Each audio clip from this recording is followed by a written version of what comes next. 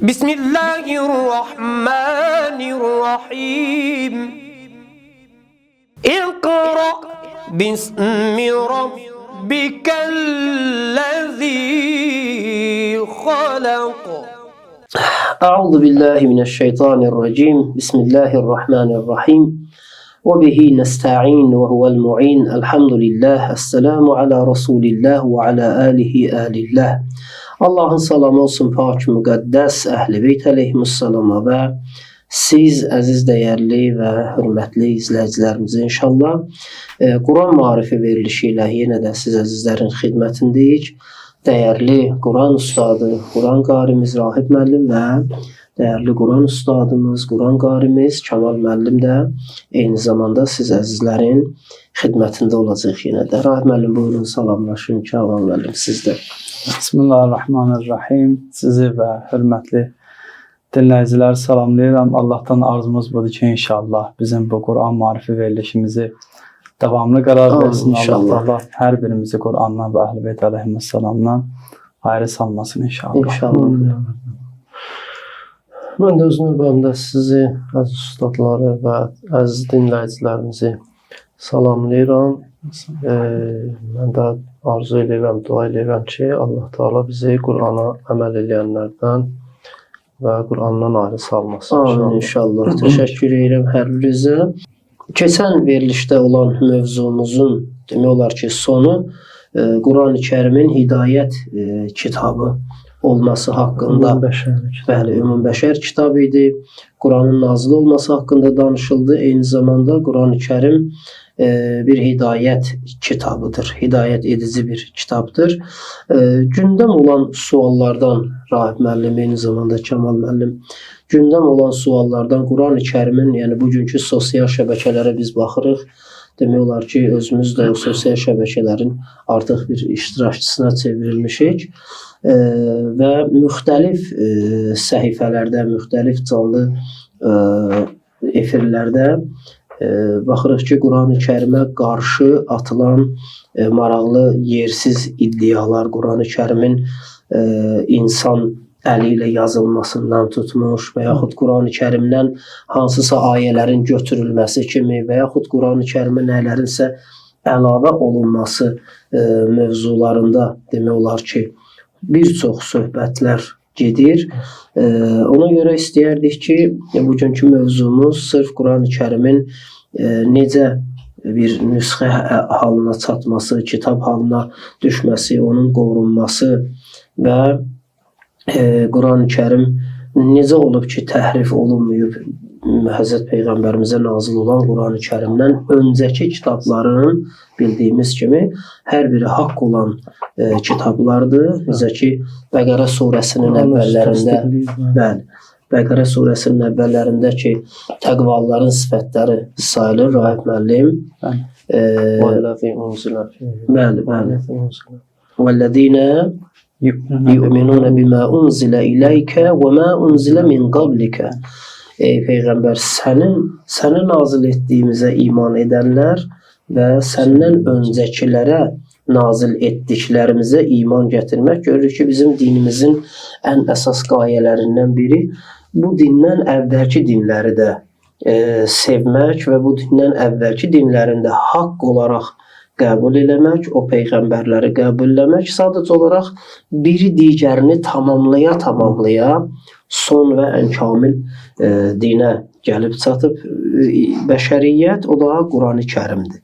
Ki, Quran-ı Kərimin toplanması haqqında ilk olaraq sual budur ki, Quran-ı Kərimin toplanması, bir yerə cəm olması hansı qaydalarla, hansı formalarda Həzrət Peyğəmbər zamanında oldumu, Həzrət Peyğəmbərdən sonraki dönəmlərdə oldumu və yəni bu barədə istəyərdik ki, əzizlərimizə bəzi tövsiyələri çatdıraq inşallah. Buyurun Rahib müəllim. Ya Allah, Bismillahirrahmanirrahim. Quran-ı Kərimin toplanması birbaşa Həzrət Peyğəmbər sallallahu aleyhi və aleyhi və səlləmin nəzarətinə olmuşdu. Toplanmasına deyirlər bir neçə şeyin üzərinə yazılırdı. Əsasən ağacın qabığına, daşa, sümüyə, hətta bu kimi şeylərə deyirlər ki, yazılırdı. Və bunlar müəyyən pərakəndə halında olsa belə gəlib Həzrət Peyğəmbər sallallahu onu belə təhvil verirdilər və Həzrət hər dəfədə onları əgər səhv xəta var etsə onları düzəldirdi və hətta sahabelər bir-birindən bu barədə görürsən ki, görüşləri olurdu və onlardan təhvil alırdılar. Elə Asimin qiraəti də bizə o cür çatır. Bir neçə dəfə Asimin özü ondan əvvəlki qariyə bunları oxuyub, təhvil verib bu cür. Və Həzrət Peyğəmbər sallallahu dönəmində hansı ayə, hansı surəyə salınmadı, harada yerləşdirilmədi, birbaşa Həzrətin nəzarəti ilə olub bunlar. Bəli, həqiqətən Quran-ı Kərim, yəni bizim əlimizdə olan belə deyək, dəlillər, sübutlara əsasən Peyğəmbərin öz dönəmində bu kitab toplanıb, yəni hansı surələrin harada yerləşməsidir, hansı ayələrin harada. Çünki bütün, misal üçün, böyük surələr hamısı bir dəfəyə nazil olmuyor. Bəli, tədricən nazil olmuş surələr. Bunu elə Həzrət Peyğəmbərin özü, yəni Allah tərəfindən bilirdi ki, hansı ayə, hansı surənin tərkib hissəsidir, hansı ayə, hansı ayədən sonradır və yaxud surələrin yeri. Misal üçün, Fatihə surəsinin adı Fatihətul Kitabdır. Fatihə surəsi kitabın bir açılış ünvanında da, yəni belə deyək.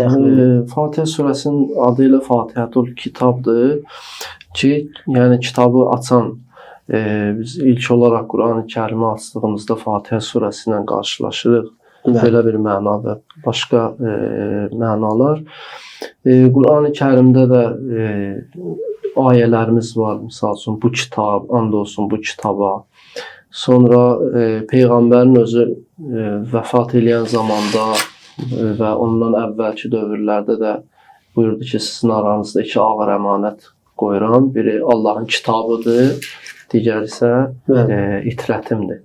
Yəni Quran-ı Kərimin təhrif olunmamasının ilk, belə deyək də, o təhrif olunmaması yox, yəni Quran-ı Kərimin toplanması, eyni zamanda da təhrifinə pərakəndə olsaydı tapşıracaq. Eyni zamanda o hədislə Quran-ı Kərimin bir qorunmasına da bir işarə edirlər Həzrət Peyğəmbər. Çünki əmanətə gərək müsəlmanlar xəyanət eləməyəydilər.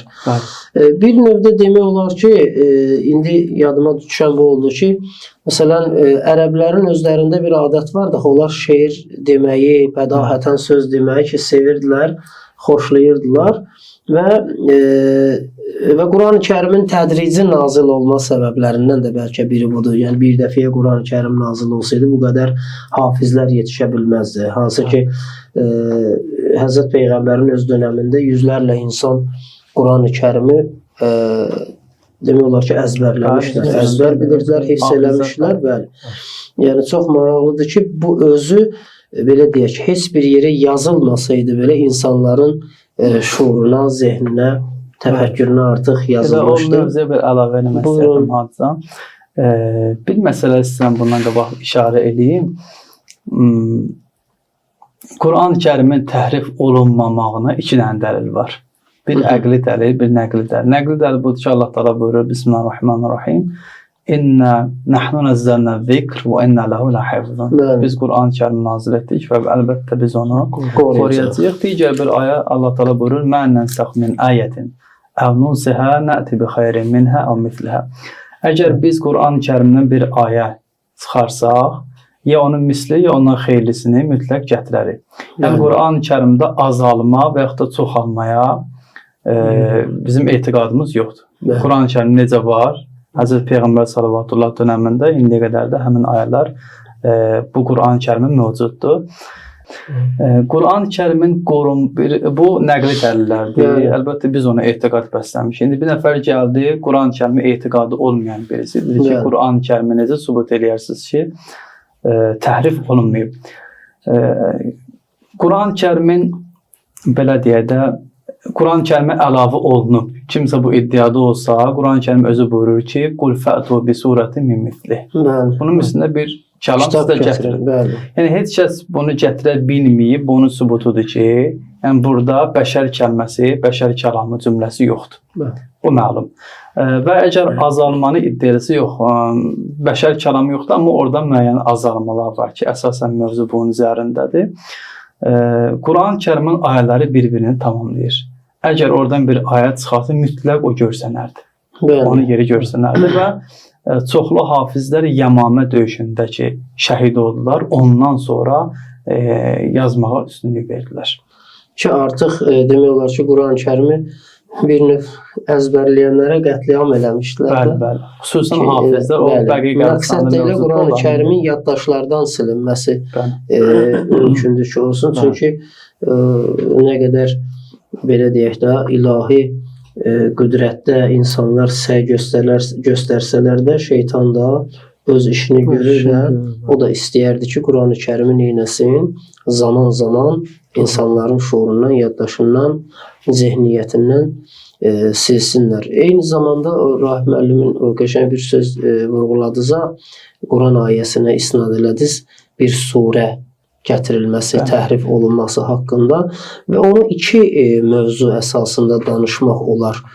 Həm Quran-ı Kərim bir bəşər kitabıdır deyənlərə cavab verir orada. Yəni Allah kitabı deyil, Allah kəlamı deyil olanlara bir cavab verir orada ayə. Ayə Bəqərə surəsində 24-cü ayədə bəli Fətu bi surətin min mislihi vəd'u şuhədəəkum min dunillah.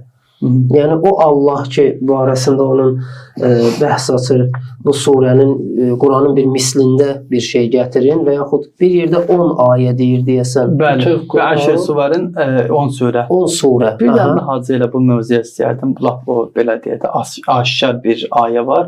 قل لئن اجتمعت الإنس والجن على أن يأتوا بمثل هذا القرآن لا يأتون بمثله ولو كان بعضهم لبعض ظهيرا. Denən ki, cinlər və insanlar hamısı toplanar və bir-birlərinə arxa olsalar, ba'duhum li ba'din zahira. Yəni köməkli bütün hamısı elmini bir yerə qoysalar. Yəni Allah Taala bu ayə ilə istəyir ortaya bir iddia qoysun. Yəni iddiaçı çıxış edir Allah burada və insana bəşər sözüdürsə əgər buyurun siz də. Bəli. Bundan əlavə həm iddia eləyir Rəbbimiz orada. Sözdir və illəm təf'alu əgər gətirə bilməsəniz hansı ki və ləm təf'alu necə gətirə bilməyəcəksiniz də. Orada elə bir ki Allah Taala həm özünün qüdrətini şərt qoyur və cavab da verir, peçat vurur ona. Öz möhrünü qoyur ki, yəni bu mümkünsüz bir şeydir və qorxudur. Fattaqun narallati وَقُودُهَا النَّاسُ وَالْحِجَارَةُ اُعِدَّتْ لِلْكَافِرِينَ Ki o əzabdan qorxun ki, oddan qorxun ki, onun materialı insanlardan və daşlardandır. Yəni bu boyda iddianın içərisində, amma maraqlı bir tərəfi də var bu mövzunun. Bunlar ki, məsələn, deyirlər Quran-ı Kərim adı bir insan kitabıdır. Tutaq ki biz bunun insan kitabı olduğunu qəbul eləsək. Yəni həqiqətən tutaq ki bu bir insan kitabıdır.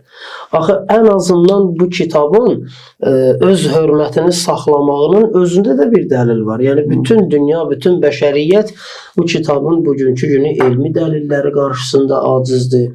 Bunun yəni elə bir insan çıxıb bu günləri ümumbəşəri bir kitab ortaya qoya bilməyib. Yəni sizin alternativiniz nədir? Yəni bu kitabı ki deyirsiniz insan kitabıdır. Biz qəbul elədik, tutaq ki bu insan kitabıdır. Həzrət Peyğəmbərimiz Allah tərəfindən bizim Allaha ağlımız çatmadı. Qəbul eləyə bilmədik. Amma gördüyümüz, hiss elədiyimiz barəsində danışılan bu tarixi faktlara əsaslanaraq Peyğəmbər ünvanında olan bir varlığı biz qəbul eləmişik ki, bu bəli, bir Allah deyə bir varlıq var, bu da onun tərəfindən bir insandır. Demirsiniz insan kitabıdır. Bütün dünya o ayəyə gəlir, bax burada yeri var. Bütün dünyanın insanları və o 3 hərfli məxluqlar, o cinlər yığışsınlar, hamısı bir yerə cəm olsunlar və bu kitabın bir surəsinin bənzərini gətirsinlər. Yəni həqiqətən çox böyük bir iddiadır. Hacı bu yaxında böyük alimlərdən biridir. Gözəl bir məsələyə aydınlıq verdi. O indiyə qədər məsəl üçün mən heç yerdə eşitməmişdim, oxumamışdım. Məsələ hardan yanaşdı?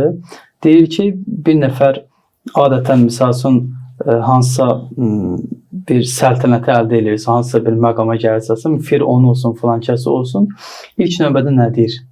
Öz hüquqlarını, insanların hüquqlarından danışır. Məsəl üçün, mən belə eləyəcəm, insanların xoşuna gələn sözlərdən danışır.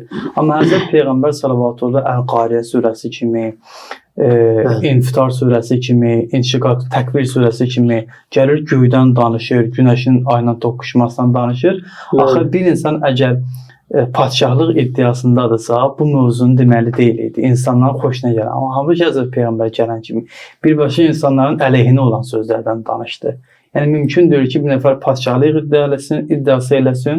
Hətta indi kitab oxumamışdı, yəni nə qədər tədris görməyəndə insanlar tərəfindən beynəlçi bir şəxsin bu kəlamları deməyi mövzusu ayrı bir tərəfə və nə görə Həzrət Peyğəmbər cənnət, cəhənnəm ağır mövzulardan danışdı. Məsələn, yevmə yekunun nasu kal-faraşil mabsus və tekunul cibalu kal-əynin manfuş. Bu, bir nəfərin padşahlıq iddiası eləməsindən bu sözün uyğunluğu deyir, yox. Uyğunluğu yoxdur. Çünki özü istəyir ki, güya padşahlıq eləsin, özü hakim olsun. Amma dediyi sözlər həm də öz əleyhinə işləyir də. Bir bəndənin öz əleyhinə işləyir ki, onsuz da bu dünya dağılacaq, gedəcək. Yəni, mən də bu dünyanın hakimiyyəmdən uyğunlaşmayan bir mövzudur. O surənin içində çox maraqlı, incə məqamlar. İnşallah gələn verilişlərdən nəsib olsa, doğrudan o surədə Allahın insanları qiyamət günündə o bənzətdiyi bir ya kəpənək deyirlər, ona ya çəyirtkə deyirlər. Yəni, onların heç birinin uçuş proyekti, belə deyək də, trayektoriyası düzünə deyil da. Yəni, onlar şahmatını arxaya, qabağa gedə bilmirlər. Bir hədəfə getmək üçün bir neçə dənə cəhətə hərəkət eləyən heyvanlarda insanların bir-birlərini qiyamət günündə axtarması üçün, tapması üçün, insan izdihamından bir-birini dala atarlar. Çox belə əcaib bir mənaları var o surənin. Odur ki, qarilərdən birinin tilavəti, sizlə bir dəfə bunun barəsində danışmışıq, Ustad Cəfər Təbar. Sağ deyə rəhmətə gedib, Allah rəhmət eləsin, rəhmətə gedib o surəni çox ağlaya-ağlaya oxuyur, dəhşət bir tilavətdir.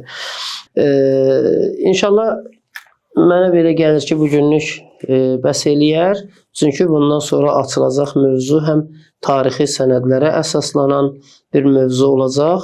Quran necə qorunub, bunlar haqqında bir neçə kəlmə danışıldı və Quranın nüsxələrinin, ilk nüsxələrinin yazılması və hansı şəhərlərə o Quranın göndərilməsi, inşallah bu haqda gələn verilişimizdə siz əzizlərin diqqətinə bildiklərimizi çatdırarıq. Bugünlük bu qədər. Esselamu aleykum və rəhmətullah və bərəkatuhu. Allah amanında olun. Bismillahirrahmanirrahim. İqra bismi rabbikellezî halaq.